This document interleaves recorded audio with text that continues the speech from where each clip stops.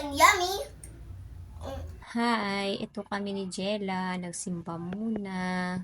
Nagdasal para sa mga mahal sa buhay na nawala na at mga kaibigan.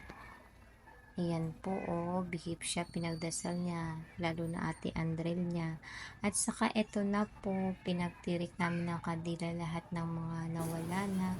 At ito na po, katapos namin, mag-iikot daw siya, nainggit siya sa mga bata.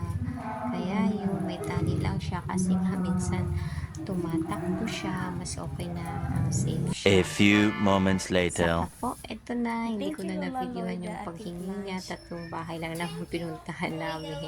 Kala Lola Loida, Lolo Pupoy niya, at saka Ate Blanche. Thank you po sa bigay niyo kay Sheila na napakaraming candies. Sobrang saya niya.